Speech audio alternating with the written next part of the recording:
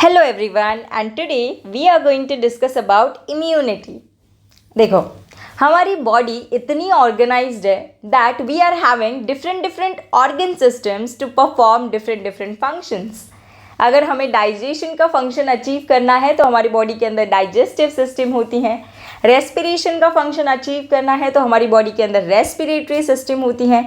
Similarly for excretion we are having excretory system and for reproduction we are having reproductive system. So हमारी body के अंदर immunity provide करने के लिए भी एक सिस्टम होती है जिसका नाम होता है इम्यून सिस्टम. ओके, यानी हमारी बॉडी के अंदर we are having different organ systems to perform different functions. उनमें से ही एक होती है immune system. And immune system क्या प्रोवाइड करती है? हमें इम्यूनिटी प्रोवाइड करती है. अब what do we mean by immunity? देखो, we every day we are exposed to a lot of pathogens. जब भी हम बाहर के इन्वायरमेंट में जाते हैं या फिर बाहर भी नहीं, even when we are at home, at that time also we are exposed to a lot of pathogens. ठीक है, सो उन पैथोजन के साथ वो बैक्टीरिया हो सकता है, फंगस हो सकता है, वायरसेस हो सकते हैं. सो ये जो पैथोजेंस होते हैं, पैथोजेंस यानी डिजीज कॉजिंग ऑर्गेनिजम्स. सो ये पैथोजेंस या फिर डिजीज कॉजिंग ऑर्गेनिज्म से फाइट करने के लिए हमें कुछ ना कुछ तो चाहिए हमारे पास. हमें कुछ ना कुछ वेपन चाहिए. जैसे वॉर में जाने से पहले हमारे पास वेपन्स जो होते हैं उसकी प्रिपरेशन होती है, उसके बाद फूड की प्रिपरेशन होती है. सारी चीज़ की प्रिपरेशन होने के बाद ही सोल्जर्स वॉर के अंदर जाते हैं, right. They are having their weapons ready with them. In this similar way जब हमारी बॉडी को पैथोजेंस के साथ फाइट अगर करना होगा, सो हमारी बॉडी के अंदर ऐसा कुछ तो रेडी चाहिए जिससे वो पैथोजेंस के साथ डील कर सके, पैथोजेंस के साथ फाइट कर सके. सो फॉर दैट पर्पस और to achieve that purpose we are having immune system, जो कि क्या प्रोवाइड करती है? हमें इम्यूनिटी प्रोवाइड करती है. एंड इम्यूनिटी क्या होती है? It is the ability of the host to fight against disease causing organism. यानी हमारे अंदर जो एबिलिटी होती है, जो पोटेंशियल होता है, जिस पोटेंशियल से हम लोग डिजीज कॉजिंग ऑर्गेनिज्म या पैथोजन के साथ लड़ सकते हैं, फाइट कर सकते हैं, उन्हें डिस्ट्रॉय कर सकते हैं, उस एबिलिटी को बोला जाता है immunity. Okay, so what is immunity? Immunity it is overall ability of the host, overall ability of the host to fight. किसके साथ फाइट करना है? Against disease causing organism. And disease causing organism को ही बोला जाता है pathogen. So overall ability of the host to fight against disease causing organism, या इसी को हम लोग क्या बोलते हैं? डिजीज कॉजिंग ऑर्गेनिज्म को ही पैथोजन बोलते हैं. This ability is refer to as immunity.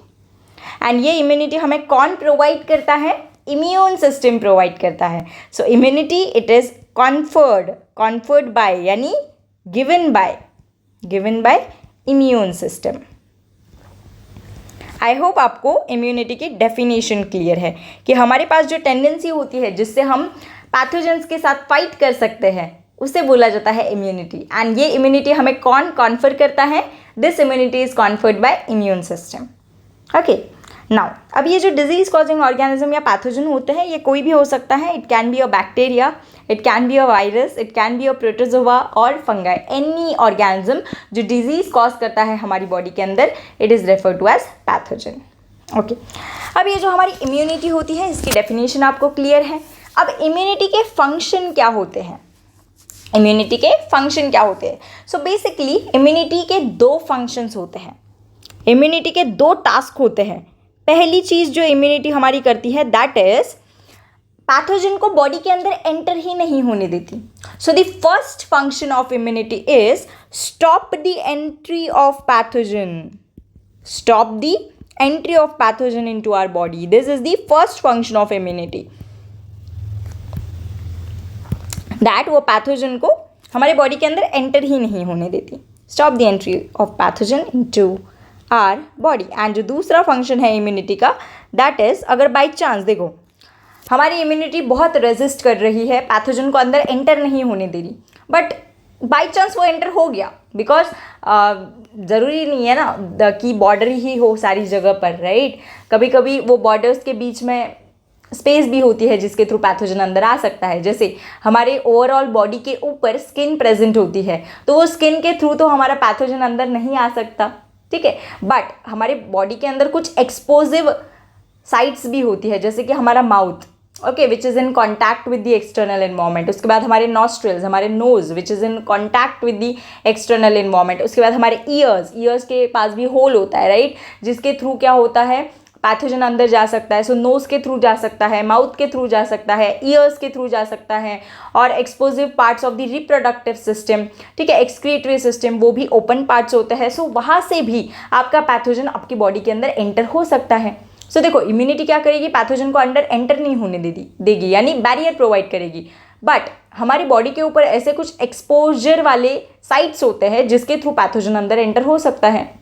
सो हमें क्या करना होगा, जैसे ही वो पैथोजन अंदर एंटर हो गया तो उसे वही के वही हमें डिस्ट्रॉय करना होगा, जल्दी से जल्दी, जितना जल्दी हो सके उतना जल्दी हमें उसे डिस्ट्रॉय करना पड़ेगा। सो ये जो काम होता है ये भी हमारी इम्यूनिटी करती है। सो इम्यूनिटी का पहला काम ये है कि पैथोजन को अंदर बॉडी के अंदर आने ही नहीं देती, एंड दूसरा काम ये है दैट अगर बाई चांस पैथोजन हमारी बॉडी के अंदर आ गया तो उसे डिस्ट्रॉय कर देती है वही के वही, ठीक है।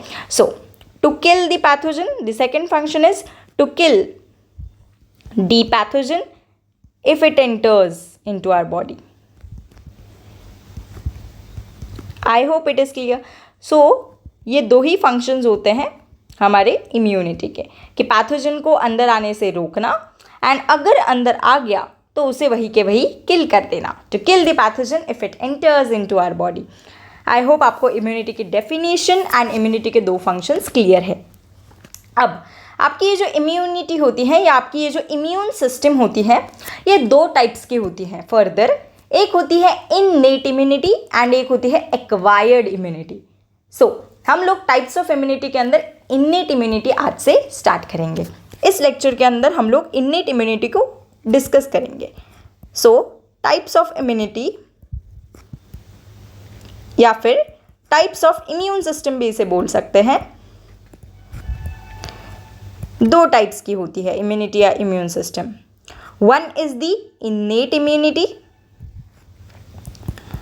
And the another one is the acquired immunity.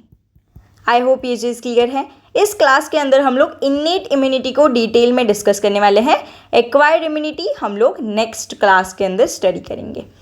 I hope आपको इम्यूनिटी की डेफिनेशन क्लियर है, इम्यूनिटी के दो फंक्शंस क्लियर हैं, और अभी हम लोग क्या डिस्कस करने वाले हैं, we are discussing the types of immunity, and types of immunity में भी हम लोग स्टार्ट करेंगे इन्नेट इम्यूनिटी। ओके, अब देखो, आपने नैटालिटी वर्ड सुना होगा, नैटालिटी, मॉर्टालिटी। नैटालिटी यानी होती है बर्थ रेट, ठीक है। उसके बाद मॉर्टालिटी यानी होती है डेथ रेट।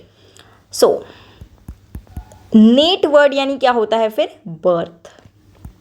सो देखो, ये इम्यूनिटी का नाम क्या है, इननेट। इन यानी इनसाइड एंड नेट यानी जो बर्थ से प्रेजेंट हो, इसीलिए मैंने नैटालिटी बोला आपको। दैट नैटालिटी यानी बर्थ रेट होता है, ये आपने सुना होगा ये नाम, अगर नहीं सुना होगा तो सुनोगे सामने, ओके, इकोलॉजी के अंदर। So natality means birth rate, mortality means death rate. So ये जो नैटल वर्ड होता है, ठीक है, नेट वर्ड जो होता है ये बर्थ को रिप्रेजेंट करता है। सो ऐसी इम्यूनिटी जो बाय बर्थ प्रेजेंट होती है इसे बोला जाता है इन्नेट इम्यूनिटी। देखो, इन यानी inside our body and nate यानी होता है बाय बर्थ। ऐसी इम्यूनिटी जो बाय बर्थ प्रेजेंट होती है उसे बोला जाता है इन्नेट इम्यूनिटी। अब बाय बर्थ हमें इम्यूनिटी क्यों चाहिए, बिकॉज जस्ट अज्यूम करो, अगर एक चाइल्ड, ओके, एक छोटा सा बच्चा इस अर्थ के ऊपर आ रहा है, so he is very small, okay, मतलब इतनी कैपेबिलिटी नहीं है उसके पास फाइट करने के लिए पैथोजेंस के पास, ओके। जैसे हम अभी एक्सपोज टू हो गए इस इन्वायरमेंट से, ठीक है, यूज टू हो गए, एंड हमारे पास एबिलिटी है कि हम बैक्टीरियाज, वायरस, इनसे फाइट कर सकते हैं। बट जो एक न्यू चाइल्ड होता है, जो हमारे एटमॉस्फेयर के अंदर आता है, जो हमारी अर्थ के ऊपर आता है, न्यू बॉर्न चाइल्ड, सो उनके पास इतनी इम्यूनिटी नहीं होती, यानी एक्वायर्ड इम्यूनिटी नहीं होती जिससे वो इस प्लैनेट के ऊपर सर्वाइव कर सके। सो भगवान ने क्या किया होता है, नेचुरली जब एम्ब्रियोनिक डेवलपमेंट होता है तभी उनके अंदर कुछ बाय बर्थ इम्यूनिटी उन्हें प्रोवाइड की जाती है, ताकि वो जब तक बड़े नहीं होते तब तक वो उस इम्यूनिटी के बेसिस के ऊपर सर्वाइव कर सके। ठीक है, सो इसीलिए इसे बोला जाता है इननेट इम्यूनिटी, ऐसी इम्यूनिटी जो बाय बर्थ प्रेजेंट होती है for the protection of child. Okay, so by birth होती है, पहली चीज़ तो आपको ये समझ में आई। उसके बाद जो इननेट इम्यूनिटी होती है, इसका ही दूसरा नाम जेनेटिक इम्यूनिटी भी होती है। Genetic immunity why? बिकॉज ये बाय बर्थ प्रेजेंट होती है, अगेन जेनेटिक होती है। ठीक है, इसी को ही कॉन्जेनाइटल भी बोलते हैं। कॉन्जेनाइटल मैंने आपको लास्ट क्लास के अंदर, that is human health and disease के फर्स्ट क्लास के अंदर बताया था दैट कॉन्जेनाइटल यानी बाय बर्थ, हमने देखा था कॉन्जेनाइटल डिजीजेस, राइट। सो कॉन्जेनाइटल डिजीजेज यानी ऐसे डिजीजेज जो बाय बर्थ प्रेजेंट होते हैं। यहाँ पर हम लोग देख रहे हैं कॉन्जेनाइटल इम्यूनिटी। कॉन्जेनाइटल इम्यूनिटी यानी ऐसी इम्यूनिटी जो बाय बर्थ प्रेजेंट हो। सो कभी भी अगर आपको कॉन्जेनाइटल वर्ड दिखे सो इसका मतलब होता है बाय बर्थ। सो ये हमारी इम्यूनिटी बाय बर्थ है, इसीलिए इननेट इम्यूनिटी को कॉन्जेनाइटल भी बोला जाता है, जेनेटिक इम्यूनिटी भी बोला जाता है। इसी को हम लोग नेचुरल इम्यूनिटी भी बोल सकते हैं। नेचुरल यानी ये नेचर ने हमें दी है। Okay, so it is also known as natural immunity. So ये कुछ इननेट इम्यूनिटी के अल्टरनेट नेम्स हो गए जो कि यूज़ किए जा सकते हैं। सो ये आपको याद रखने हैं that innate immunity it is also known as genetic immunity, congenital immunity and natural immunity. Okay, अब ये जो इननेट इम्यूनिटी होती है आपकी, ये पहला पॉइंट तो आपको क्लियर है, बाय बर्थ होती है। ठीक है, उसके बाद ये इम्यूनिटी आपकी जनरलाइज्ड इम्यूनिटी होती है। अब जनरलाइज्ड इम्यूनिटी यानी नॉन स्पेसिफिक, यानी देखो हमारी एटमॉस्फेयर के अंदर अलग अलग टाइप्स के पैथोजेंस होते हैं, जैसे बैक्टीरिया होता है, वायरस होता है। सो ये जो इम्यूनिटी होती है ना, इननेट इम्यूनिटी, ये सबके लिए सेम तरीके से काम करती है। यानी ऐसा नहीं होता दैट ये इम्यूनिटी बैक्टीरिया को अलग तरीके से रिस्पॉन्ड कर रही है या वायरस को किसी अलग मैकेनिज्म से रिस्पॉन्ड कर रही है, ऐसा नहीं होता। ये बैक्टीरिया, वायरस, प्रोटोजोआ, फंगस सबके लिए in the same way, same mechanism से ये इम्यूनिटी काम करती है। कौन सी इम्यूनिटी? Innate immunity. इसीलिए इसे बोला जाता है generalised immunity, because it is working और it is giving response in a same way for each and every pathogen. यानी ये नॉन स्पेसिफिक होती है। नॉन स्पेसिफिक यानी सबके लिए सेम, ऐसा नहीं है कि किसी पर्टिकुलर स्पेसिफिक पैथोजन के लिए स्पेसिफिक रिस्पॉन्स प्रोवाइड करेगी, ऐसा नहीं होता। ये आपकी एक्वायर्ड इम्यूनिटी करती है कि स्पेसिफिक पैथोजन के लिए स्पेसिफिक रिस्पॉन्स प्रोवाइड करना, that is the work of the acquired immunity. But आपकी ये जो इननेट इम्यूनिटी होती है, it works the same way for all the pathogens, that's why it is referred to as generalised immunity, या इसी का दूसरा नाम होता है नॉन स्पेसिफिक। नाम मतलब इसे बोला जाता है जनरलाइज्ड और non specific. Okay, why it is known as generalised और non specific? Because it works the same way, it works the same way for all the pathogens. सारे पैथोजेंस के लिए ये सेम तरीके से रिस्पॉन्स जनरेट करती है या सेम तरीके से फाइट करती है, that's why it is the generalised और नॉन स्पेसिफिक। ओके, अब ये जो हमारी इननेट इम्यूनिटी होती है, ये बैरियर्स के फॉर्म में प्रेजेंट होती हैं। किसके फॉर्म में प्रेजेंट होती हैं? बैरियर्स के फॉर्म में। So innate immunity it is present in the form of barriers, in the form of barriers. 4 तरीके के बैरियर्स होते हैं जो कि हम लोग स्टडी करेंगे। ये 4 टाइप के बैरियर्स के फॉर्म में हमारी इननेट इम्यूनिटी प्रेजेंट होती है, एंड ये 4 बैरियर्स जब खत्म होंगे इसका मतलब हमारी इननेट इम्यूनिटी खत्म हो गई, बिकॉज इननेट इम्यूनिटी प्रेजेंट ही किसके फॉर्म में होती है? बैरियर्स के फॉर्म में प्रेजेंट होती है। बैरियर्स यानी रुकावटें। ठीक है, so yes, I hope it is clear. ये पॉइंट आपको याद रखना है। एंड कितने टाइप्स के बैरियर्स होते हैं? 4 टाइप्स के बैरियर्स होते हैं।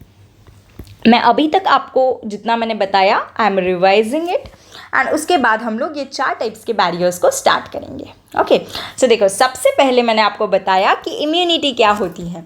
ओके, सो जैसे हमारी बॉडी के अंदर अलग अलग फंक्शंस को परफॉर्म करने के लिए अलग अलग ऑर्गन सिस्टम्स होती हैं, इन दिस सिमिलर वे पैथोजेंस के साथ फाइट करने के लिए हमारे पास इम्यून सिस्टम होती है।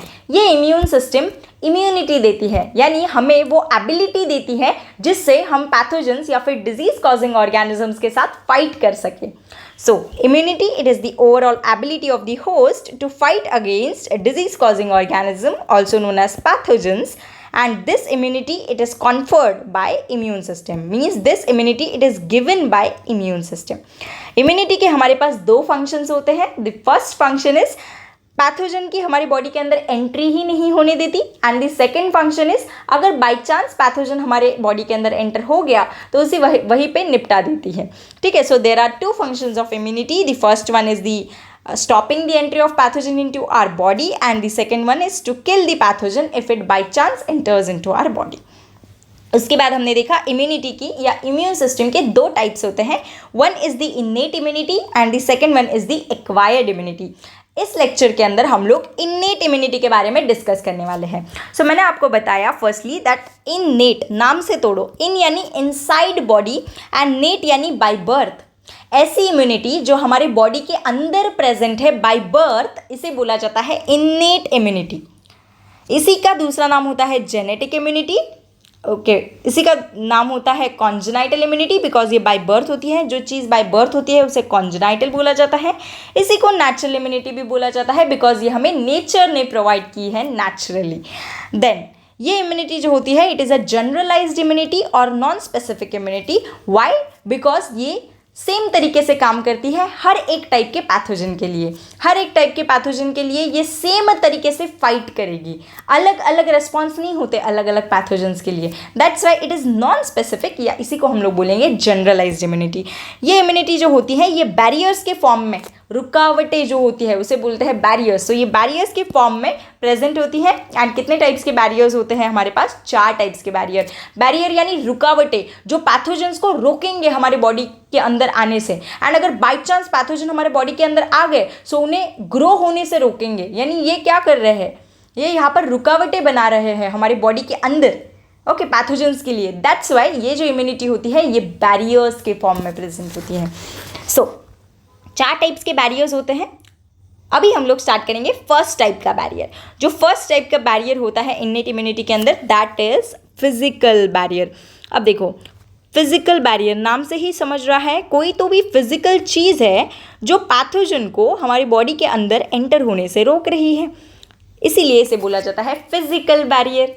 ओके, सो देखना, अब देखो हमारे पास क्या है जिसके थ्रू पैथोजन हमारे अंदर एंटर नहीं हो रहा? तो हमारी स्किन. ओके, स्किन क्या करती है? एक कवरिंग का काम करती है हमारे ओवरऑल बॉडी के ऊपर. अब ये जो कुछ एक्सपोजर वाले रीजन्स है ना, जैसे हमारा ईयर वाला हो गया, ईयर के अंदर, ओके, देन हमारे नोज़ वाला एक्सपोजर वाला रीजन, देन हमारा माउथ वाला, ये कुछ छोड़ दो, या फिर रेस्पिरेटरी एक्सक्रीटरी, अगर ये कुछ हमने होल्स वाले रीजन या फिर जो एक्सपोजर वाले रीजन्स है अगर ये हमने छोड़ दिया तो हमारी ओवरऑल बॉडी के ऊपर एक कवरिंग के फॉर्म में कौन प्रेजेंट होती है? स्किन प्रेजेंट होती है. यानी ये स्किन क्या करती है? पैथोजन को अंदर एंटर नहीं होने देती.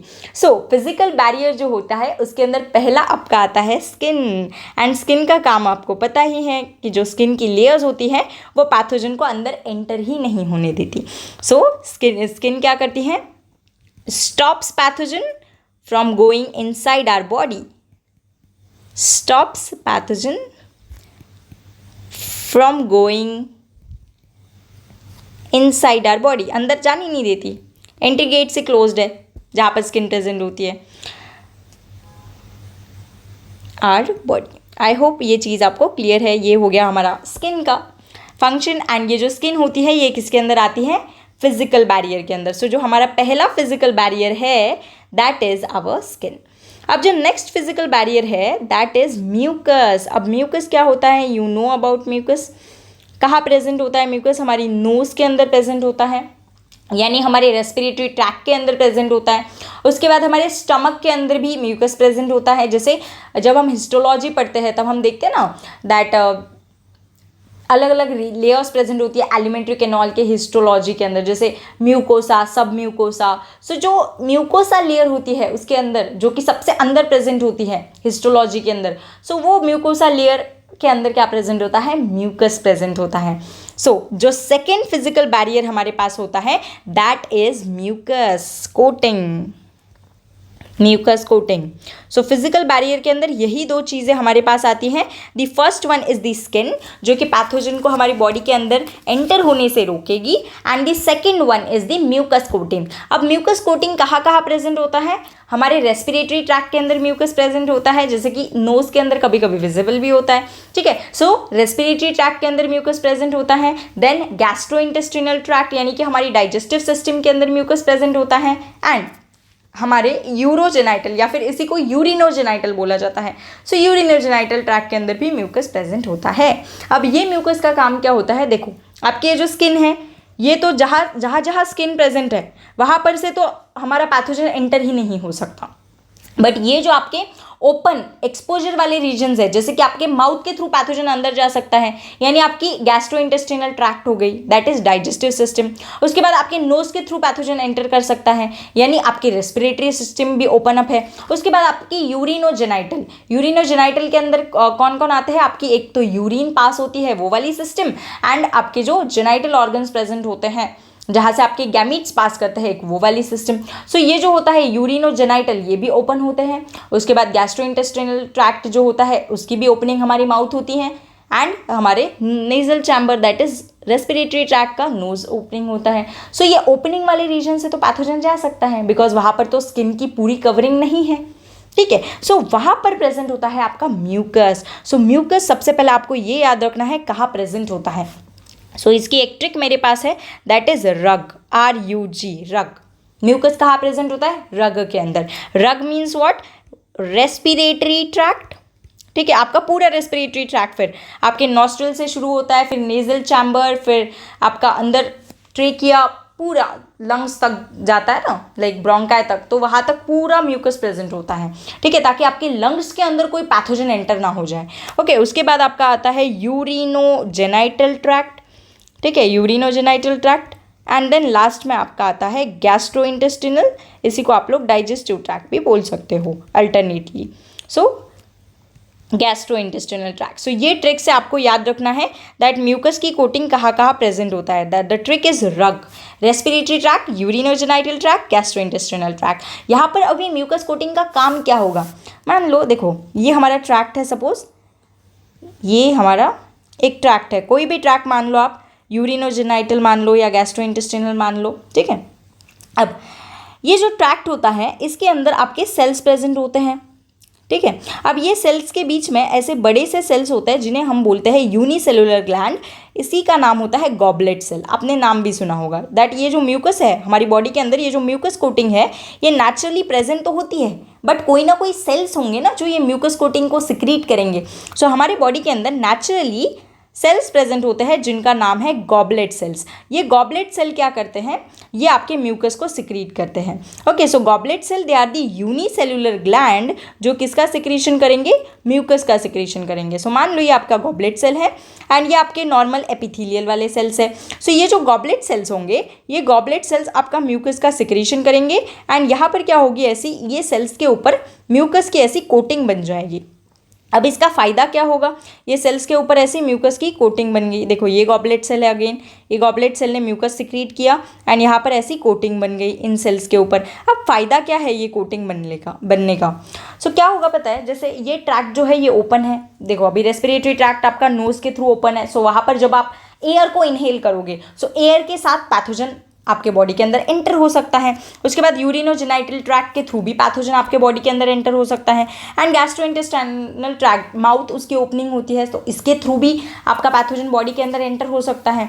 सो क्या होगा अगर इसके थ्रू आपका पैथोजन एंटर किया, मान लो ये आपका पैथोजन है, ये एंटर हुआ, ठीक है, this pathogen entered through this openings, जो हमारे एक्सपोजर वाले पार्ट्स होते हैं उसके थ्रू पैथोजन बॉडी के अंदर एंटर हो गया। सो अगर ये एंटर हो गया तो ये क्या करेगा, यहाँ पर ये जो म्यूकस लाइनिंग है, ये म्यूकस लाइनिंग इस पैथोजन को ट्रैप कर लेगी। क्या कर लेगी ये म्यूकस लाइनिंग? इस पैथोजन को ये म्यूकस लाइनिंग ट्रैप कर लेगी। ट्रैप करने की वजह से क्या हो जाएगा, ये हमारा यहीं पे ये पैथोजन ट्रैप होके डिस्ट्रॉय हो जाएगा। एंड दूसरा फ़ायदा ये होगा दैट ये जो पैथोजन होगा ये ऐसे ये जो नीचे वाले सेल्स है ना, हमारे बॉडी के जो सेल्स है इसके अंदर एंटर नहीं कर पाएगा, बिकॉज म्यूकस लेयर ऊपर प्रेजेंट है। सो ये पैथोजन हमारा यहीं पे ट्रैप हो जाएगा। ठीक है। सो जो हमारे एक्सपोजर वाले पार्ट्स होते हैं, इनके थ्रू भी अगर पैथोजन बाई चांस अंदर आ गया तो हमारे सेल्स के ऊपर, वो ट्रैक के ऊपर यहाँ पर ऐसी म्यूकस कोटिंग होती है। ये म्यूकस कोटिंग क्या करती है, ये पैथोजन को यहाँ पर ट्रैप कर लेती है एंड यहीं पे उसको मार देती है।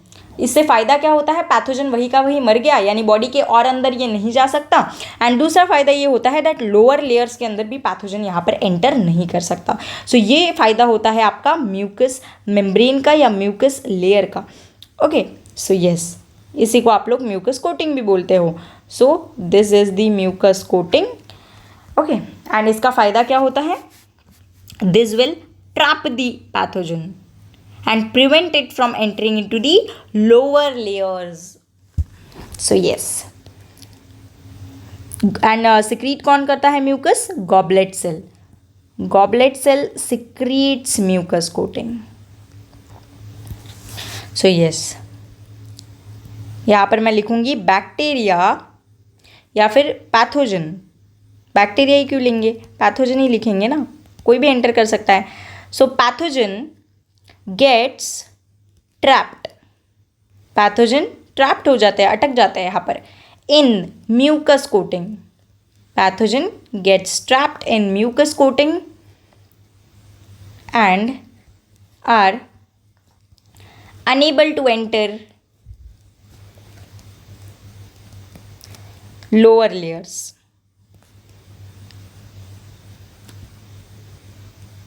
सेल्स जो होते हैं उनके लोअर लेयर्स के अंदर पैथोजन यहाँ पर आपके एंटर नहीं हो सकते। आई होप ये चीज़ आपको क्लियर है। यहाँ पर हमारा फिजिकल बैरियर खत्म होता है। जैसे कि मैंने आपको बताया दैट इन्नीट इम्यूनिटी जो होती है ये बैरियर्स के फॉर्म में प्रेजेंट होती है। क्या बताया था मैंने यहाँ पर, दैट इन्नीट इम्यूनिटी आपकी बैरियर्स के फॉर्म में प्रेजेंट होती है। इसके अंदर 4 टाइप्स के बैरियर्स होते हैं। इसके अंदर हमने फर्स्ट टाइप का बैरियर जो कि हमारा फिजिकल बैरियर है, इसे हमने कवर कर दिया। फिजिकल बैरियर के अंदर फिर कौन सी चीज़ आती है, एक तो आपका आता है स्किन एंड दूसरा आपका आता है म्यूकस कोटिंग। स्किन जो होता है ये पैथोजन को बॉडी के अंदर एंटर ही नहीं होने देता, और वो एक्सपोजर वाले पार्ट्स जहाँ से पैथोजन आपके बॉडी के अंदर एंटर हो सकते हैं वहाँ पर आपके प्रेजेंट होते हैं। उस ट्रैक के अंदर म्यूकस कोटिंग प्रेजेंट होता है जो क्या करता है, पैथोजन्स या फिर जो माइक्रोब्स होते हैं इन्हें वो ट्रैप करता है एंड उनको वहाँ पर ही डिस्ट्रॉय कर देता है। यानी कि लोअर लेयर्स ऑफ सेल्स जो होते हैं वहाँ पर वो उन्हें एंटर नहीं होने देता। आई होप आपको ये चीज़ क्लियर है। सो आपको ये याद रखना है दैट फिजिकल बैरियर के अंदर स्किन एंड म्यूकस कोटिंग आता है।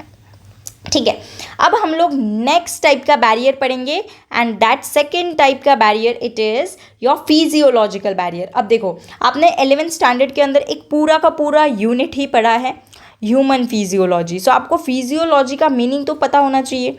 सो फिजियोलॉजिकल बैरियर ये हमारा है सेकेंड टाइप का बैरियर। फिजिकल हो गया, अभी फिजियोलॉजिकल। सो यस, आपने ह्यूमन फिजियो का यूनिट पढ़ा है, ह्यूमन फिजियोलॉजी आपने 11th स्टैंडर्ड के अंदर पढ़ी होगी। सो फिजियोलॉजी होती क्या है, फिजियोलॉजी होते हैं हमारी बॉडी के अंदर क्या हो रहा है, हमारे बॉडी के अंदर कौन से फंक्शंस परफॉर्म हो रहे हैं, उसे बोला जाता है फिजियोलॉजी ऑफ आवर बॉडी। सो ये जो होता है ना फिजियोलॉजिकल बैरियर, यानी हमारे जो बॉडी के अंदर जो नेचुरली प्रोसेसेस हो रही हैं इनके थ्रू ही हमारे माइक्रोब्स डिस्ट्रॉय होते हैं। जैसे हमारे स्टमक के अंदर हाइड्रोक्लोरिक एसिड होता है, बहुत ज़्यादा स्ट्रॉन्ग एसिड होता है। अगर हम हाथ पे भी ऐसे डाल देना तो वो पूरा हमारा हैंड बर्न हो जाता है, राइट, इतना स्ट्रॉन्ग एसिड होता है। सो हमारी बॉडी के अंदर दैट इज़ हमारे स्टमक पार्ट के अंदर ये एसिड नेचुरली प्रेजेंट है। सो ये हमारी बॉडी की फिजियोलॉजी हो गई, यानी हमारी बॉडी की अरेंजमेंट एंड हमारी बॉडी के फंक्शंस हो गए। सो ऐसी कुछ चीज़ें होती है हमारे बॉडी के अंदर जो नेचुरली, जो फिजियोलॉजिकली हमारे बॉडी के अंदर प्रेजेंट होती है, बट इसका फंक्शन होता है पैथोजेंस को डिस्ट्रॉय करना, राइट। ये इम्यून सिस्टम का पार्ट नहीं है, मतलब इम्यून सिस्टम का स्पेसिफिक पार्ट नहीं बोल सकते इसे। जैसे हमारी स्टमक क्या होती है, it is the part of the gastrointestinal tract, but ये क्या कर रही है, स्टमक के अंदर जो एसिड प्रेजेंट होता है that is able to destroy the pathogen और माइक्रोब्स। इतना ज़्यादा स्ट्रॉन्ग एसिड होता है, हाइड्रोक्लोरिक एसिड ऑलमोस्ट सारे टाइप्स के पैथोजन को ख़त्म कर देता है। सो क्या होता है, अगर हम फूड के थ्रू कभी कभी कंटामिनेटेड फूड अगर हम खाते हैं तो उसके थ्रू बैक्टीरिया या पैथोजन जब हमारे बॉडी के अंदर एंटर होता है तो हम हर बार बीमार नहीं होते, बिकॉज हमारे स्टमक के अंदर एक ब्यूटीफुल सा स्ट्रॉन्ग सा एसिड प्रेजेंट है जो इस पैथोजन को डिस्ट्रॉय करता है, and that acid is the hydrochloric acid. So ऐसे ही हमारे बॉडी के कुछ फिजियोलॉजिकल एक्टिविटीज, फिजियोलॉजिकल फंक्शंस होते हैं जो क्या करते हैं, माइक्रोब्स या फिर पैथोजन को डिस्ट्रॉय करने का काम करते हैं। एंड ये जो फिजियोलॉजिकल पार्ट्स या फिजियोलॉजिकल चीज़ें हमारी बॉडी के अंदर होती हैं, ये आती है हमारी फिजियोलॉजिकल बैरियर के अंदर, which is the second type का बैरियर ऑफ इन्नेट इम्यूनिटी। ठीक है, सो इसके अंदर फिजियोलॉजिकल बैरियर के अंदर आपकी फिजियोलॉजिकल प्रोसेसेस होंगी लाइफ की, ये आपको पता चल गया। अब इसके अंदर सबसे पहला एग्जाम्पल मैंने आपको बताया दैट HCl, जैसे हम लोग सीक्वेंस से स्टार्ट करेंगे। सपोज मान लो मैंने एक बाहर का कुछ ऐसा वैसा खा लिया, अभी तो खाते ही है सब लोग, बट मान लो कोई स्ट्रीट फूड था but it was not good, okay, it is contaminated. So अगर मैंने वो खा लिया सपोज, सो सबसे पहले जो फूड है वो मेरा buccal cavity that is mouth के थ्रू एंटर होगा। सो वो मेरे माउथ के अंदर, बकल कैविटी के अंदर क्या प्रेजेंट होता है, सलाइवा प्रेजेंट होता है। सो सबसे पहला फिजियोलॉजिकल बैरियर आता है सलाइवा, यानी अगर मैंने वो जो बाहर का खाया है उसके अंदर बाई चांस कोई पैथोजन होगा, सो मेरा जो सलाइवा होता है ये एंटीबैक्टीरियल होता है, यानी ये सलाइवा के अंदर लाइसोजाइम होता है। लाइसोजाइम, ये जो लाइसोजाइम होता है सलाइवा के अंदर, ये एंटीबैक्टीरियल होता है। एंटीबैक्टीरियल यानी ये क्या करता है, ये सेल वॉल जो होती है ना बैक्टीरिया की, जो पेप्टिडोग्लाइकैन से बनी होती है सेल वॉल, उसको डिस्ट्रॉय कर देता है सिंपली। सो अगर मैंने कुछ कंटामिनेटेड फूड खाया भी है, सो उसे कौन डिस्ट्रॉय करने वाला है, उसे मेरे सलाइवा के अंदर जो लाइसोजाइम प्रेजेंट होता है जो कि एक एंटीबैक्टीरियल एजेंट है, ये इसे डिस्ट्रॉय कर देगा। सो ये अच्छी चीज़ है। अच्छा ठीक है, यहाँ से बच गया, सपोज बाई चांस मेरा कोई पैथोजन है जो यहाँ से बच गया, सो यहाँ से बच जाने के बाद वो कहाँ पर जाने वाला है, वो खाना माउथ से ऑफकोर्स बकल कैविटी से हमारे स्टमक के अंदर जाएगा फूड पाइप के थ्रू। सो देखो स्टमक के अंदर अगर गया सपोज, तो स्टमक के अंदर तो ये बच नहीं पाएगा। वाई? बिकॉज स्टमक के अंदर हमारा हाइड्रोक्लोरिक एसिड होता है HCl, और हमें पता है स्टमक के अंदर इतना ज़्यादा हाई pH होता है, मतलब ऑलमोस्ट अगर मैं रेंज बताऊँ तो 1.5 to 3 ऐसा pH होता है, हाईली एसिडिक pH होता है। मतलब इस pH के अंदर ना ये माइक्रोब सर्वाइव ही नहीं कर सकते। ठीक है, सो यहाँ पर अगर वो कंटामिनेटेड फूड के थ्रू अगर वो पैथोजन मेरे स्टमक के अंदर चला गया तो वो वहाँ पर भी उसको डिस्ट्रॉय ही होना है। वाई? बिकॉज वहाँ पर हाइड्रोक्लोरिक एसिड ऐसे खड़ा ही है वेपन्स लेकर अपने। ठीक है, सो अगर बाई चांस सलाइवा से वो पैथोजन बच गया तो पेट में जाके उसको डिस्ट्रॉय ही होना है एट लास्ट। सो ये हमारा दूसरा हो गया that stomach it contains hydrochloric acid. Hydrochloric acid क्या करता है, this acid can is able to destroy each and every type of pathogen. ठीक है, kills all types of microbes, kills all types of microbes. फिर आप बोलोगी कि typhoid जो disease होता है जो हम पढ़ेंगे सामने, तो टाइफॉइड क्यों होता है फिर, बिकॉज हमने पढ़ा है दैट टाइफॉइड तो कंटामिनेटेड फूड या कंटामिनेटेड वाटर, यानी बाहर का कुछ ऐसा वैसा खा लिया या फिर कुछ ऐसा वैसा पानी पी लिया तभी होता है। सो ऐसा क्यों होता है, स्टमक ने तो डिस्ट्रॉय करना चाहिए, लाइक हाइड्रोक्लोरिक एसिड है ना वहाँ पर, तो डिस्ट्रॉय होना चाहिए, तो ऐसा क्यों नहीं होता, बिकॉज माइक्रोबियल लोड नाम की एक चीज़ होती है। जब माइक्रोब्स बहुत ज़्यादा क्वांटिटी या फिर बहुत ज़्यादा हाई लोड के अंदर आपके बॉडी के अंदर एंटर होते हैं ना, सो आपकी बॉडी भी हार मान जाती है उसके सामने कि नहीं हमसे इतना ज़्यादा डिस्ट्रॉय नहीं हो रहा। यानी ये आपके बॉडी के अंदर ये सारी डिफेंस सिस्टम प्रेजेंट तो है बट ये एक लिमिट तक होती है। ठीक है, मतलब अगर बहुत ज़्यादा माइक्रोबियल लोड अगर आ गया बॉडी के ऊपर, so body is not unable to cope up with it. Okay, means body is not able to cope up with it, नहीं डिस्ट्रॉय कर सकती हाई माइक्रोबियल लोड को। सो दैट्स वाई फिर वो हम बीमार हो जाते हैं। नहीं तो अगर सारे टाइप्स का डिफेंस होता, मतलब मेजॉरिटी टाइम्स तो हमारी बॉडी डिफेंड करती ही है, बट जब हम बीमार होते हैं यानी जो माइक्रोबियल लोड है वो बहुत ज़्यादा है, जो पैथोजेंस की रिएक्टिविटी है वो बहुत ज़्यादा है, जिसकी वजह से हम बीमार हो रहे हैं। ठीक है, बाकी हमारी बॉडी के अंदर ये डिफेंस सिस्टम्स प्रेजेंट ही है। ठीक है, सो ये आई होप आपको स्टमक क्लियर है। अब देखो ये तो मैंने बताया दैट अगर ये फूड के थ्रू अगर आपका एंटर हुआ तो क्या होगा। अब मान लो सपोज आपके कान के थ्रू अगर एंटर हो रहा है बैक्टीरिया, बिकॉज कान भी आपके ओपन होते हैं, सो अगर कान के थ्रू बैक्टीरिया या फिर पैथोजन एंटर हो रहा है तो सो आपके कान के अंदर ना ये होता है, एक ईयर वैक्स होता है जो आप रिमूव करते हो, ठीक है। सो इसीलिए मैं बोलती हूँ ज़्यादा रिमूव मत करना चाहिए, यानी जो होता है ना, अब आप बोलोगे ये मैम क्या बोल रही है, बट यस पूरी तरीके से कान जो होता है इसे क्लीन नहीं करना होता, मतलब पूरी तरीके से, बिकॉज क्या होता है ना, वो पैसेज पूरा खाली हो जाता है। वो पैसेज अगर पूरा खाली हो गया, सो रात में जब हम सोते हैं, so the insects can enter into our ears easily. पहली चीज़ तो ये। दूसरी चीज़, पैथोजेंस का एक्सपोजर जो होता है अंदर हमारे बॉडी के अंदर वो ईजीली हो सकता है। दैट्स वाई जो ईयर वैक्स होता है ये हमारे बॉडी के अंदर एज अ प्रोटेक्शन यूज़ किया जाता है, ठीक है, ताकि कोई भी पैथोजन जो है ये हमारे ईयर के थ्रू हमारे बॉडी के अंदर एंटर ना हो। सो इसका मतलब ये नहीं है कि ईयर वैक्स वैसे ही रहने देना है, no, you need to remove it but in a limit. मतलब ऐसे नहीं है कि बहुत ज़्यादा होने देना है, या ऐसे भी नहीं है पूरा का पूरा ही निकाल देना है, ठीक है। समझ जाओ अभी। सो यस, सो सेरुमेन बोला जाता है इसे, सेरुमेन ईयर वैक्स। ये क्या करता है, कानों के थ्रू जो पैथोजन एंटर करते हैं कान के थ्रू, उसे डिस्ट्रॉय करने का काम करता है, उसे वहीं पे ट्रैप कर देता है, ठीक है, यानी अंदर एंटर ही नहीं हो सकता ना फिर। यस, नेक्स्ट फिर आपकी ये जो स्वेट होती हैं, जो कि आपके स्वेट ग्लैंड प्रोड्यूस करते हैं।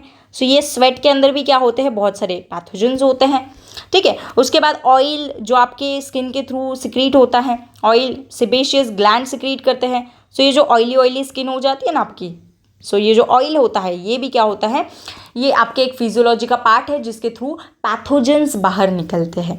सो आई होप ये सारी फिजियोलॉजिकल बैरियर आपको क्लियर है। एक और होता है आपके टीयर्स, जब आप रोते हो तब, ठीक है। वैसे तो रोना बायोलॉजिकली अच्छी बात है, ठीक है, वैसे तो अच्छी बात नहीं है, because when we are a lot, जब हमें बहुत ज़्यादा हर्ट होता है तभी हम रोते हैं, राइट, या फिर जब हम बहुत ज़्यादा इमोशनल हो जाते हैं तभी। बट बायोलॉजी के टर्म्स में रोना अच्छा है, मतलब एक हद तक, एक लिमिट तक, ठीक है। वाई, बिकॉज आपका जो टीयर्स होते हैं, इन टीयर्स के अंदर भी लाइजोजाइम होता है। जो ये सलाइवा का लाइजोजाइम है ना, बस यही सलाइवा के अंदर भी लाइजोजाइम होता है, एंड आपके टीयर्स के अंदर भी लाइजोजाइम होता है। ये क्या होता है, एंटी बैक्टीरियल, यानी ये अगेन बैक्टीरिया को डिस्ट्रॉय कर देता है। सो आई होप ये आपको सारा क्लियर है। उसके बाद एक और होता है, जैसे आपका बॉडी टेम्परेचर बढ़ जाता है, ठीक है। अब ये बॉडी टेम्परेचर बढ़ना यानी आपको बुखार आना। आप बोलोगे यार ये तो, मतलब आप टैबलेट्स लेते हो बुखार को कम करने के लिए, एंड आप बोलोगे ये तो अच्छी चीज़ नहीं है बुखार आना, बट ये जो होता है ना, जिससे आपके बॉडी टेम्परेचर राइज होता है, आपको बुखार आती है, इसका मतलब आपके बॉडी के अंदर डिशुम डिशुम चल रहा है। डिशुम डिशुम चल रहा है इन द सेंस आपके बॉडी के अंदर फाइट चल रही है, बिकॉज जब माइक्रोब्स आपके बॉडी के अंदर एंटर होते हैं, सो हमारी बॉडी क्या करती है, हमारी बॉडी के अंदर पायरोजेंस होते हैं जो कि टेम्परेचर इंक्रीज करते हैं, हमारी बॉडी का बहुत ज़्यादा टेम्परेचर बढ़ा देते हैं। वाई टेम्परेचर इसलिए बढ़ाते हैं ताकि वो जो माइक्रोब्स, जो पैथोजेंस है, जो बाहर से अंदर एंटर हुए, वो उस टेम्परेचर के ऊपर सर्वाइव नहीं होने चाहिए। मतलब देख रहे हो कितनी इंटरेस्टिंग चीज़ है, मतलब सारी तरीके से ख़त्म ही करना है बस माइक्रोब को, ठीक है। फिर भी हम बीमार होते हैं बिकॉज लोड बहुत ज़्यादा होता है, समझ रहे हो। सो फीवर जो होती है, जो कि फीवर, ये भी क्या होती है, ये भी हमारी एक डिफेंस की तरह एक्ट करने वाली ही चीज़ होती है, फिजियोलॉजिकल बैरियर के अंदर ही आती है। फीवर यानी बॉडी टेम्परेचर हमारा हाई हो जाता है। अगर टेम्परेचर हाई हो जाएगा सो यहाँ पर पैथोजन कांट सर्वाइव, यानी पैथोजन मर जाएगा यहाँ पर, क्योंकि हाई टेम्परेचर के ऊपर बहुत सारे माइक्रोब सर्वाइव नहीं कर सकते। सो ये हमारे कुछ फिजियोलॉजी के पार्ट्स हो गए जिसके थ्रू हम पैथोजन को किल करेंगे। सो पहला बैरियर जो हमने पढ़ा वो था फिजिकल बैरियर, जिसके अंदर आपका बस स्किन एंड म्यूकस था, ठीक है, स्किन एंड म्यूकस कोटिंग। अभी हमने जो पढ़ा that is the physiological barrier, जिसके अंदर आपके बॉडी की फिजियोलॉजिकल एक्टिविटीज़ इन्वॉल्व होती है पैथोजन को डिफेंड करने के लिए या पैथोजन को डिस्ट्रॉय करने के लिए। इसके अंदर हमने सबसे पहले क्या देखा, इसके अंदर हमने सबसे पहले देखा सलाइवा, ठीक है। सलाइवा के अंदर क्या होता है, लाइजोजाइम, जो कि कैसा होता है, एंटीबैक्टीरियल, यानी वो बैक्टीरिया की सेल वॉल को डिस्ट्रॉय करता है, मार देता है। बैक्टीरिया की सेल वॉल डिस्ट्रॉय होगी यानी वो बैक्टीरिया मरी गया, ऐसे समझ लो, बिकॉज अंदर कुछ नहीं होता, मतलब कुछ नहीं होता इन द सेंस इतना पावरफुल नहीं होता। Cell wall as a protective unit काम करती है बैक्टीरिया के लिए, ठीक है। उसके बाद स्टमक के अंदर अगर बैक्टीरिया गया तो वहाँ पर हाइड्रोक्लोरिक एसिड बैठा ही है, द स्ट्रॉन्ग एसिड, जो क्या करेगा, जो किल करेगा ऑल टाइप्स ऑफ माइक्रोब, मतलब इसके अंदर एबिलिटी होती है सारे के सारे टाइप के माइक्रोब्स को ख़त्म करने की। उसके बाद जो सीरुमेन होता है, अगर कान से हमारा पैथोजन एंटर हो रहा है तो वहाँ पर सेरुमेन ईयर वैक्स प्रेजेंट होता है, पैथोजन को ट्रैप या डिस्ट्रॉय करने के लिए। उसके बाद स्वेट हमारी जो होती है, स्वेट ग्लैंड के थ्रू सिक्रीट होती है, ये भी as a form of pathogen को बाहर निकालने का ही तरीका है। उसके बाद ऑयल जो सेबेशियस ग्लैंड सिक्रीट करते हैं, this is also a part of physiological barrier. Then tears जो होते हैं, इनके अंदर भी सलाइवा की तरह लाइजोजाइम होता है, यानी वो भी बैक्टीरिया की सेल वॉल को डिस्ट्रॉय करता है, ठीक है। एंड उसके बाद फीवर क्या होती है, हमारी बॉडी टेम्परेचर जब हाई हो जाता है तो उसे फीवर बोला जाता है। सो हमारी बॉडी जानबूझकर हमारे बॉडी का टेम्परेचर इंक्रीज करती है, हमारी बॉडी खुद ही हमारे बॉडी का टेम्परेचर इंक्रीज करती है ताकि वो जो बैक्टीरिया, वो जो पैथोजेंस हमारे बॉडी के अंदर एंटर हुए हैं उन्हें वो डिस्ट्रॉय कर सके। बिकॉज पैथोजेंस जो होता है, माइक्रोब्स जो होते हैं, ये हाई टेम्परेचर के ऊपर सर्वाइव नहीं कर सकते। आई होप आपको फिजियोलॉजिकल बैरियर क्लियर है। अब हमने ये जो पढ़ा ना, दैट इज़ ये फिजिकल बैरियर एंड ये जो फिजियोलॉजिकल बैरियर हमने पढ़ा, ये दोनों को हम लोग बोलेंगे फर्स्ट लाइन ऑफ डिफेंस। अब ऐसा क्यों? बिकॉज ये वो लाइन ऑफ डिफेंस है, पहली लाइन ऑफ डिफेंस है जो हमारे पैथोजेंस को हमारे बॉडी के अंदर एंटर नहीं होने देगी। सो हमने अभी दो बैरियर्स को डिस्कस किया, एक हमने डिस्कस किया फिजिकल बैरियर एंड दूसरा हमने डिस्कस किया फिजियोलॉजिकल बैरियर। ये दोनों किसकी कैटेगरी के अंदर आएगा? This comes under first line of defence. Okay, first line of defence, यानी ये क्या करेगा, जो बैक्टीरिया, जो पैथोजेंस है, फर्स्ट टाइम किसके एक्सपोजर के अंदर आएंगे? इनके एक्सपोजर के ऊपर आएंगे। यानी फिजिकल एंड फिजियोलॉजिकल बैरियर पहले बैरियर्स होते हैं, पहले दो बैरियर्स जो हमारे पैथोजेंस को मारने का, जो हमारे पैथोजेंस को डिस्ट्रॉय करने का काम करते हैं। आई होप आपको ये चीज़ क्लियर है। सो ये physical and physiological barrier, this are the first line of defence. जैसे होता है ना आपकी आर्मी, जैसे हमारी जो बॉर्डर्स होती है, हमारे बॉर्डर को ऊपर प्रेजेंट होता है फर्स्ट लाइन ऑफ डिफेंस, फिर सेकंड, फिर थर्ड, ऐसे अलग अलग लाइंस ऑफ डिफेंस होते हैं जो सामने कंट्रीज जो हमला कर रही है, ठीक है, उन्हें क्या करती है, उनसे प्रोटेक्ट करती है हमारी कंट्री को। वैसे ही सिमिलरली हमारे बॉडी के अंदर भी अलग अलग लाइंस ऑफ डिफेंस होती हैं। पहली लाइन ऑफ डिफेंस, फिर अगर पहले से पैथोजन बच गया तो फिर दूसरी लाइन ऑफ डिफेंस होती है, एंड दूसरी लाइन ऑफ डिफेंस से भी अगर पैथोजन बच गया तो तीसरी लाइन ऑफ डिफेंस होती है। यानी हमारी बॉडी अपना बेस्ट ट्राई करती है वो पैथोजन को डिस्ट्रॉय करने के लिए। इसीलिए ये तीन टाइप्स के लाइन ऑफ डिफेंस होते हैं। So first line of defence में कौन कौन आ गया? फिजिकल बैरियर आ गया एंड फिजियोलॉजिकल बैरियर आ गया। I hope it is clear. अभी हम लोग पढ़ेंगे तीसरा टाइप का बैरियर। इन्नेट इम्यूनिटी 4 टाइप के बैरियर्स के फॉर्म में प्रेजेंट होती है। 2 बैरियर्स हमने कंप्लीट कर लिए। Now we are going to discuss about the third type का बैरियर। सो यस,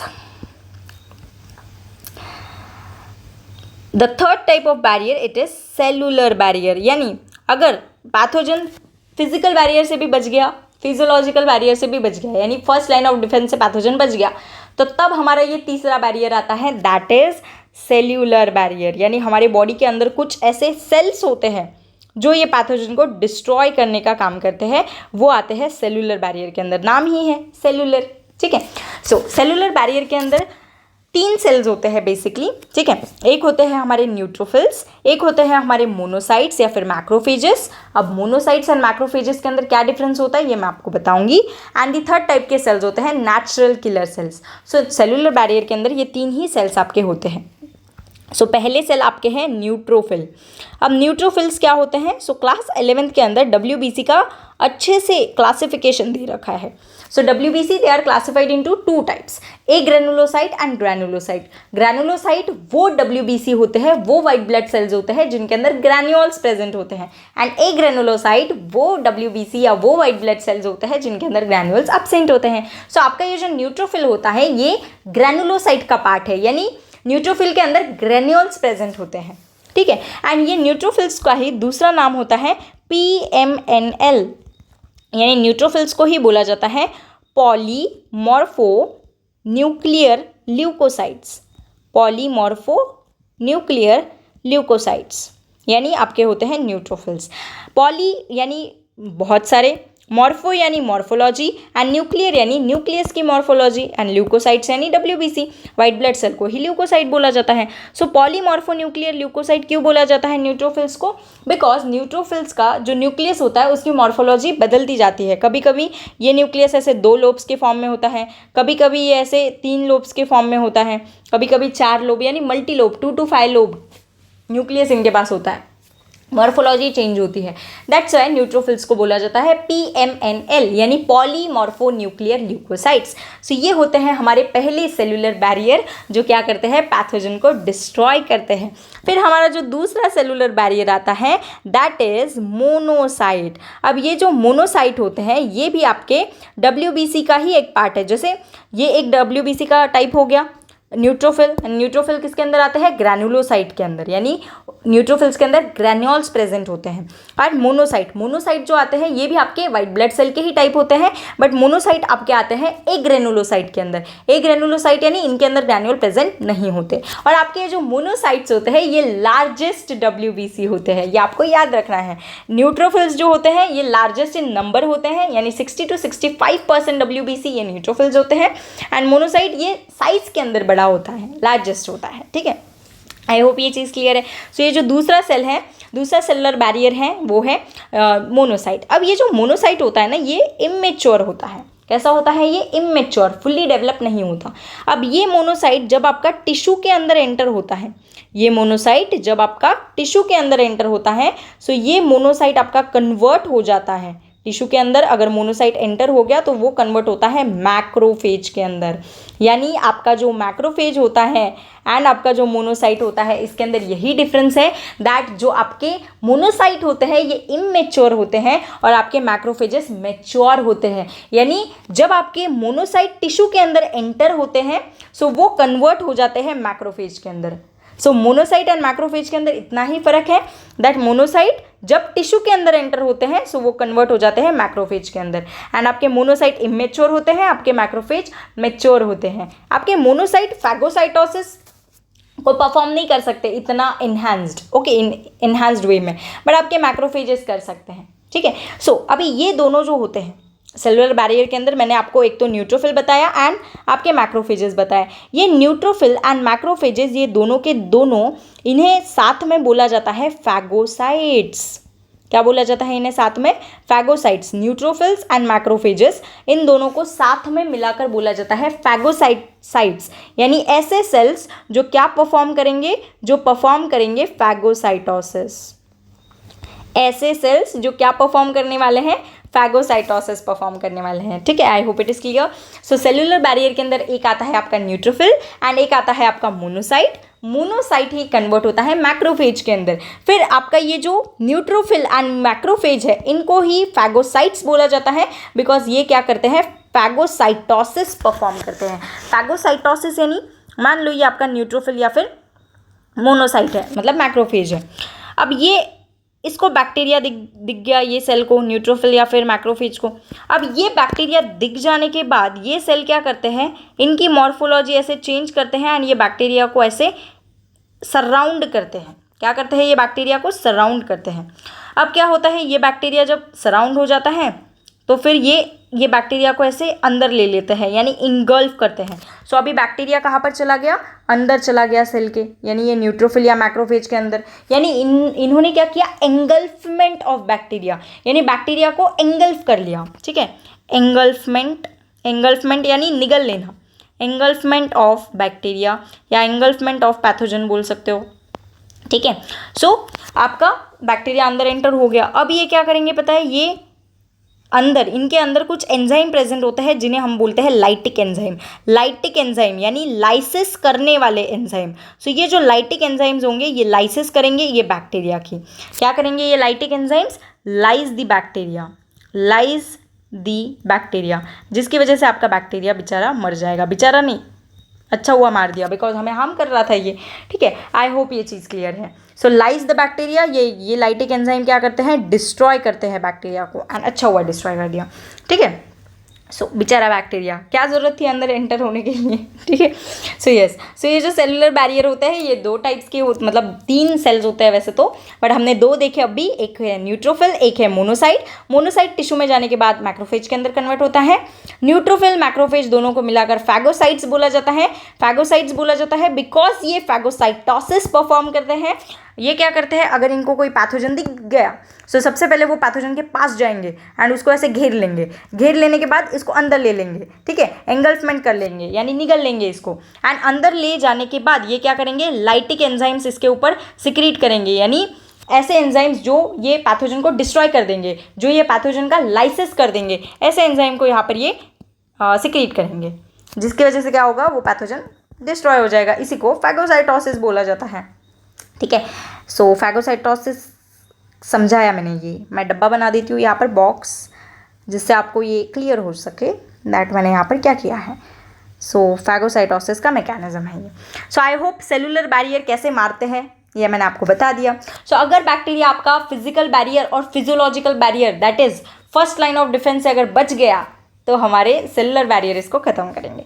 सो ये तो हो गए 2 सेल्स जो सेलुलर बैरियर के अंदर आते हैं। तीसरा टाइप का सेल भी होता है इसके अंदर।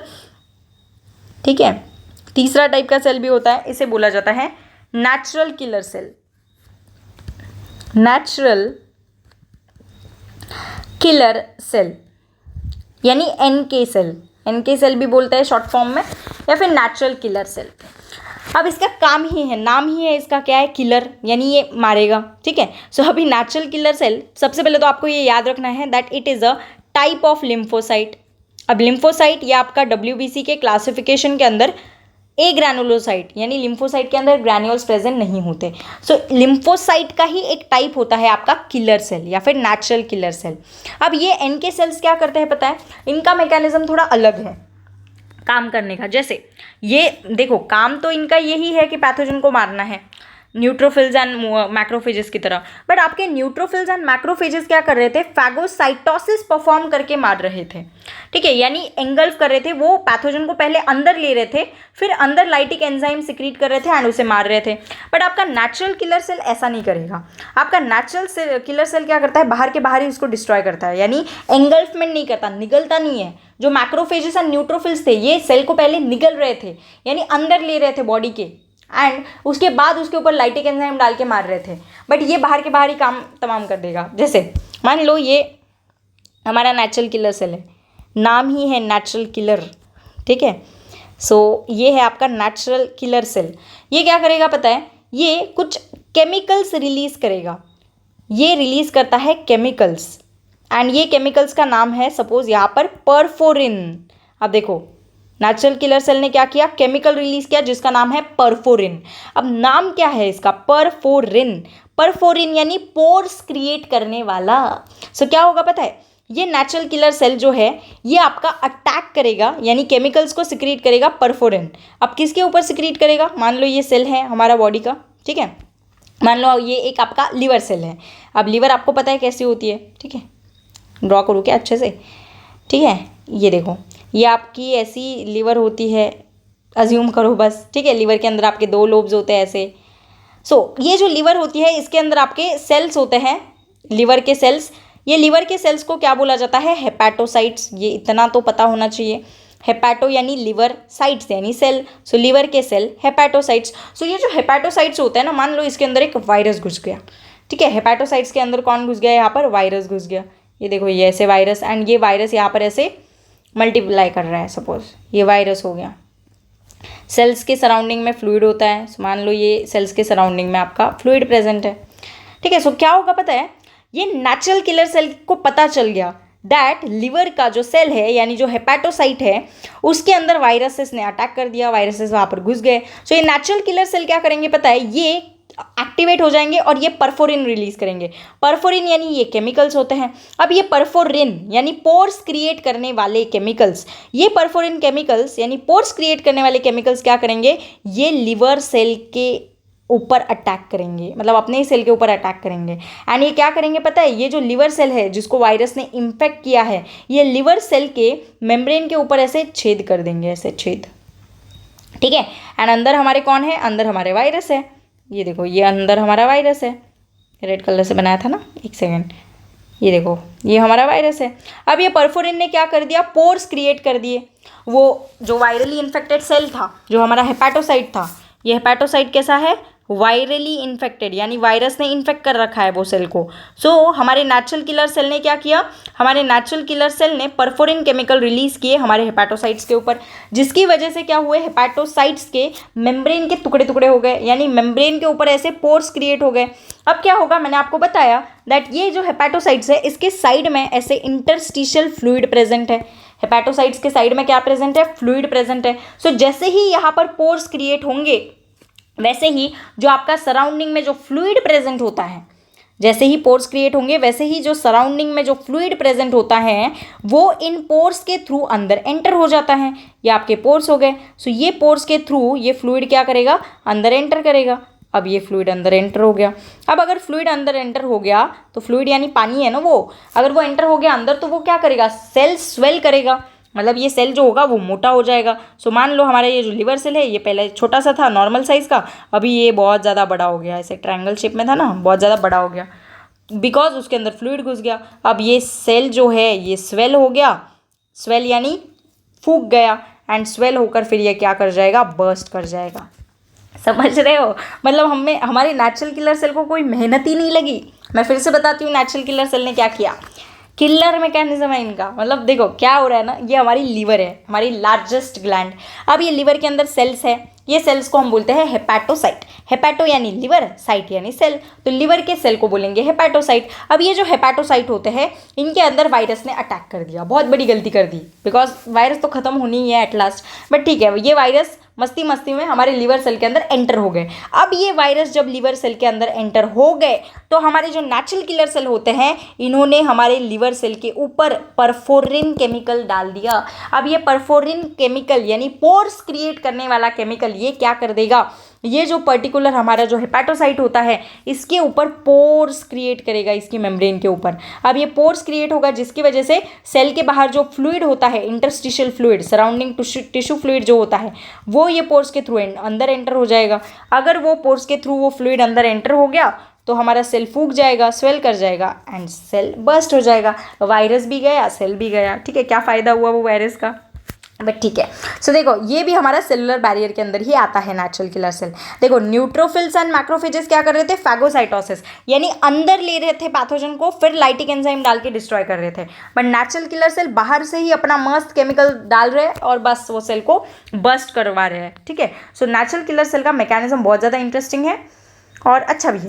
सो नेचुरल किलर सेल क्या करते हैं, दिस सिक्रीट्स परफोरिन सिक्रीट करते हैं। अब ये जो परफोरिन होते हैं ये क्या करते हैं, perforin makes pores in liver cell. जो हमारा liver cell, affected liver cell है उसके ऊपर पोर्स बना देते हैं। इसकी वजह से क्या होता है, tissue fluid, surrounding tissue fluid जो होता है, आसपास का tissue fluid from the surrounding enters the cell. Tissue fluid from the surrounding enters the cell.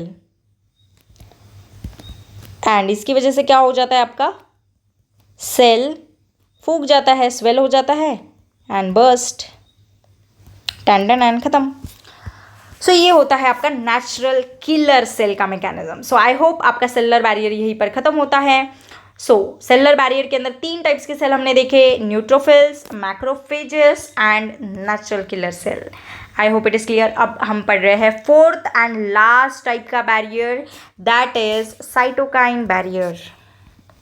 4th, अरे साइटोकाइन बैरियर, ठीक है, यस। देखो नाम से तोड़ो इसे, साइटो यानी क्या होता है, साइटो यानी होता है सेल, एंड काइन यानी क्या होता है, काइनेटिक एनर्जी यानी मूवमेंट। ठीक है, सो साइटोकाइन बैरियर जो क्या करे, ऐसे केमिकल्स होते हैं जो सेल्स से मूव करते हैं दूसरे सेल्स के अंदर, यानी कम्युनिकेशन के अंदर हेल्प करते हैं। जैसे कि सपोज अगर मेरे घर के अंदर मान लो अगर किसी ने ना कुछ चिंगारी फेंक दी है, सपोज कुछ हो गया कुछ, तो ठीक है, I am not able to gather that situation, but yes किसी ने तो कुछ तो कर दिया जिसकी वजह से मेरे घर में आग लग गई। अब मेरी पूरी कॉलोनी है यहाँ पर, ठीक है, सो मैं क्या करूँगी जल्दी से, अब मेरा घर तो जल गया आधा, ठीक है, सो मैं क्या करूँगी, जो मेरे नेबर्स होंगे उनके घर पे कॉल करूँगी या फटाक से उनके घर पे जाऊँगी एंड बोलूँगी निकलो यहाँ से, ठीक है, या फिर फायर एक्सटिंग्विशर्स जो होता है घर के अंदर, सो उसे ये करूँगी। फिर आप बोलोगे मैम आपने आपके घर के अंदर क्यों नहीं यूज़ किया, एग्जाम्पल सेट कर रहा है ना, इसीलिए। सो मान लो मेरा घर तो जल गया, बट अभी मुझे नेबर्स के घर जो है वो तो मुझे बचाना है ना। सो मुझे क्या करना होगा, I will go and tell them कि प्लीज़ यहाँ से भग जाओ, या फिर कुछ तो ऐसे प्रिपरेशन करो जिससे आपके घर के अंदर आग ना पकड़े। ठीक है, सिंपल। सो वैसा ही सिमिलरली फिर क्या होगा, मेरे नेबर्स प्रिकॉशन लेंगे। ठीक है, प्रिकॉशन लेंगे, फायर एक्सटिंग्विशर सब उनके हथियार निकालेंगे, जिसकी वजह से उनके घर क्या होंगे, बच जाएंगे। यानी एक घर मतलब पूरी कॉलोनी जलने से अच्छा है एक घर जल जाए। ठीक है, सिमिलर यही चीज़ हमारे बॉडी के अंदर होती है। हमारे बॉडी के अंदर क्या होता है पता है, ये सपोज एक सेल है हमारे बॉडी का, हमारे ये एक बॉडी सेल है, ये बॉडी सेल के अंदर वायरस घुस गए। ठीक है, यानी ये सेल तो अभी इन्फेक्ट हो गया ना, ये क्या है हमारा वायरस। सो ये जो हमारा बॉडी सेल है ये हमारा अभी कैसा हो गया है, वायरली इन्फेक्टेड, बिकॉज वायरस लोगों ने तो अटैक कर दिया घर के अंदर। सो अभी ये सेल को ऐसे लगेगा दैट हम तो गए, हम तो फंस गए, हम तो मरने ही वाले हैं। बट ये सेल क्या करेगा पता है, इसके नेबरिंग सेल्स जो होते हैं, यानी इसके आजू बाजू वाले सेल्स जो होते हैं, ये एक सेल हो गया, उसके बाद ये एक सेल हो गया। सो ये जो आजू बाजू वाले सेल्स होते हैं, ये सेल ऐसे कुछ तो ऐसे प्रोटीन रिलीज करता है इनको अलर्ट करने के लिए। क्या रिलीज करता है, प्रोटीन, एंड उन प्रोटीन को बोला जाता है इंटरफेरॉन। इंटरफेरॉन जो क्या करता है, अलर्ट करता है। इंटरफेरॉन ये एक प्रोटीन होता है जो कौन रिलीज कर रहा है, वायरली इन्फेक्टेड सेल। एंड ये वायरली इन्फेक्टेड सेल ये इंटरफेरॉन प्रोटीन से ये दूसरे नेबरिंग सेल्स जो होते हैं, पास वाले सेल्स, उन्हें ये अलर्ट करता है कि यहाँ से निकल जाओ। निकल जाओ नहीं, बट यहाँ कुछ तो ऐसे तुम्हारे अंदर प्रिपरेशन करो जिससे अगर ये वायरस की सेना अगर तुम्हारे सेल के अंदर घुस गई सो यहाँ पर कुछ होना नहीं चाहिए, ऐसे कुछ तो करो। सो ये इनका काम ये होता है इंटरफेरॉन का, दैट मैं खुद तो वायरली इन्फेक्टेड सेल हो गया, मतलब ये सेल को तो अभी मरना ही है, बट ये सेल क्या करता है, अपने नेबरिंग सेल को बचाता है। एंड कैसे बचाता है, ये कम्युनिकेट करता है उनके साथ। जैसे अगर मेरे घर पे आग लगी तो मैं जल्दी से फ़ोन करूँगी, फ़ोन के थ्रू कम्युनिकेट करूँगी। सो अभी सेल्स के पास फ़ोन थोड़ी होता है, सो ये क्या करेंगे, इंटरफेरॉन्स सिक्रीट करेंगे कि चलो मतलब अंदर कुछ तो ऐसा करो, एक्सटिंग्विशर रेडी रखो, जिससे अगर ये वायरस अंदर आ भी गया तो भी ये कुछ नहीं कर पाएगा, यानी रेप्लिकेट नहीं कर पाएगा यहाँ पर। एंटीवायरल प्रोटीन, यानी ऐसे प्रोटीन बनाओ जिससे ये वायरस डिस्ट्रॉय हो जाएगा, तो ये सेल तैयार रहेंगे, अपने प्रिकॉशन हो गया है, मिल गया है उन्हें पहले ही। सो ये एकदम तैयार रहेंगे। ठीक है, I hope it is clear. So कितना इंटरेस्टिंग है। एंड आपको याद रखना है दैट इंटरफेरॉन जो होते हैं ये बस वायरली इन्फेक्टेड सेल्स ही रिलीज करते हैं। अगर ये सेल बैक्टीरिया से इन्फेक्ट होता तो इंटरफेरॉन रिलीज नहीं होता, अगर ये सेल प्रोटोजोआ से इन्फेक्ट होता तो इंटरफेरॉन रिलीज नहीं होता। यानी इंटरफेरॉन सिर्फ और सिर्फ वायरली इन्फेक्टेड सेल्स ही रिलीज करते हैं। आई hope it is clear. So cytokine barrier के अंदर क्या होता है बेटा, साइटोकाइन बैरियर के अंदर कुछ साइटोकाइंस होते हैं, कुछ साइटोकाइंस होते हैं। साइटोकाइंस क्या होते हैं, ये ऐसे प्रोटीन्स होते हैं, प्रोटीन्स दैट मोस्टली, साइटोकाइंस ये ऐसे प्रोटीन्स होते हैं that mostly helps in cell to cell communication. ये interferon cell to cell communication के अंदर ही तो हेल्प कर रहा है।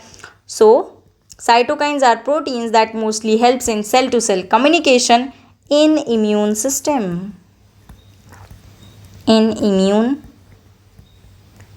सिस्टम। आई होप ये आपको क्लियर है।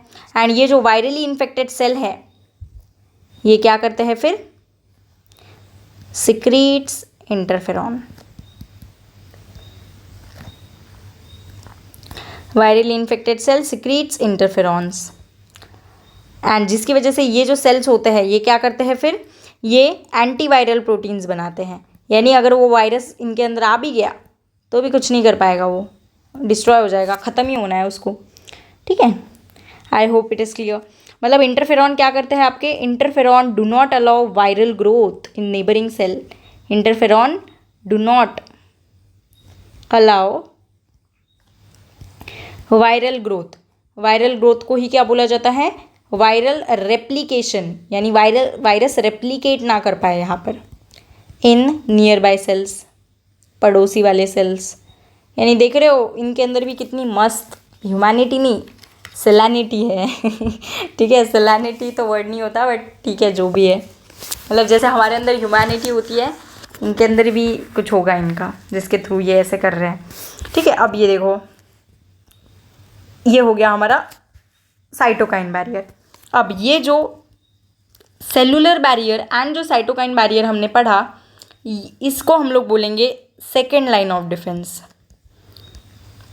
Cellular barrier and cytokine barrier, इसी को हम लोग क्या बोलेंगे, second line of defence. Second line of defence यानी पैथोजन अगर फर्स्ट लाइन ऑफ डिफेंस से बच के आ गया तो यहाँ पर second line of defence that is हमारे cellular barrier and cytokine barrier यहाँ पर तैयार बैठे हैं, ठीक है। एंड अगर यहाँ से भी बच गया मतलब तो वो बहुत ही चालू इंसान है। फिर अगर यहाँ से भी बच गया तो देख रहे हो तुम, स्किन है, म्यूकस है फिजिकल बैरियर के अंदर, उसके बाद ये इतने सारे स्टमक, ऑयल, सेल्यूमेन, टीयर्स, ये फिजियोलॉजिकल के अंदर है। टेम्परेचर भी बढ़ा दिया बॉडी का, फिर भी वो बच गया पैथोजन। उसके बाद सेलुलर के अंदर ये 3 सेल्स के थ्रू भी बच गया और हमारे साइटोकाइन बैरियर के थ्रू भी बच गया, फिर तो वो नरक में जाएगा नरक में जाएगा इन द सेंस फिर वो जाएगा थर्ड लाइन ऑफ डिफेंस के पास। And third line of defence हमारी होती है एक्वायर्ड इम्यूनिटी, जो हम नेक्स्ट क्लास के अंदर डिस्कस करेंगे। सो आई होप आपको ये समझ में आ गया that innate immunity bye birth present होती हैं बैरियर्स के फॉर्म में। पहला बैरियर हमने देखा फिजिकल बैरियर, जिसके अंदर स्किन एंड म्यूकस कोटिंग होती है। स्किन क्या करती है, पैथोजन को अंदर आने ही नहीं देती। एंड म्यूकस कोटिंग क्या करता है, अगर पैथोजन एक्सपोजर रीजन से अगर अंदर आ गया तो उसे वहीं पे ट्रैप कर देगा म्यूकस कोटिंग एंड वहीं पे डिस्ट्रॉय कर देगा, यानी लोअर लेयर्स के अंदर एंटर नहीं होने देगा। उसके बाद हमने देखा फिजियोलॉजिकल बैरियर, जिसके अंदर हमारी बॉडी की फिजियोलॉजिकल एक्टिविटीज जो होती है यही क्या करती है, पैथोजन को डिस्ट्रॉय करती है। अगर मुंह से एंटर कर रहा है बैक्टीरिया तो सलाइवा उसको डिस्ट्रॉय कर देगा, अगर सलाइवा से डिस्ट्रॉय नहीं हुआ तो स्टमक के अंदर हमारा हाइड्रोक्लोरिक एसिड बैठा ही है, ठीक है। फिर हमारे ऑयल जो सेबेशियस ग्लैंड सिक्रीट करते हैं ये पैथोजन को डिस्ट्रॉय करते हैं। अगर कान से पैथोजन घुस गया ईयर से तो हमारा ईयर वैक्स सेरुमेन उसको डिस्ट्रॉय करके ट्रैप कर देता है, यानी ट्रैप करके डिस्ट्रॉय करता है। उसके बाद टीयर्स, हमारे आंसू जो होते हैं इसके अंदर लाइजोजाइम होता है जो अगेन एंटीबैक्टीरियल होता है। उसके बाद अगर इन सब से भी बच गया तो हमारी बॉडी क्या करती है, पूरा बॉडी टेम्परेचर ही बढ़ा देती है। अगर बॉडी टेम्परेचर बढ़ गया, इसका मतलब फीवर अगर है, बॉडी टेम्परेचर बढ़ गया तो वो पैथोजन ज़्यादा टेम्परेचर के अंदर सर्वाइव नहीं कर पाएगा। सो ये चीज़ हमारी बॉडी करती है। सो ये होता है हमारा physical and physiological barrier. Physical and physiological barrier ये फर्स्ट लाइन ऑफ डिफेंस होता है। अगर यहाँ से भी पैथोजन बच गया तो पैथोजन फिर सेलुलर बैरियर को क्रॉस करने का ट्राई करता है, बट सेलुलर बैरियर्स और तगड़े होते हैं। सेलुलर बैरियर के अंदर न्यूट्रोफिल्स एंड मैक्रोफेजेस होते हैं जो कि फैगोसाइट्स होते हैं, जो क्या परफॉर्म करते हैं, फैगोसाइटोसिस, यानी पैथोजन को एंगल्फ करते हैं एंड एंगल्फ करके उसको लाइज कर देते हैं, डिस्ट्रॉय कर देते हैं। सेलुलर बैरियर के अंदर ही तीसरा सेल होता है नेचुरल किलर सेल, जो क्या करता है, जो इन्फेक्टेड सेल होता है उसके ऊपर परफोरिन सिक्रीट करता है। ये परफोरिन इन्फेक्टेड सेल की मेम्ब्रेन के ऊपर पोर्स क्रिएट करता है।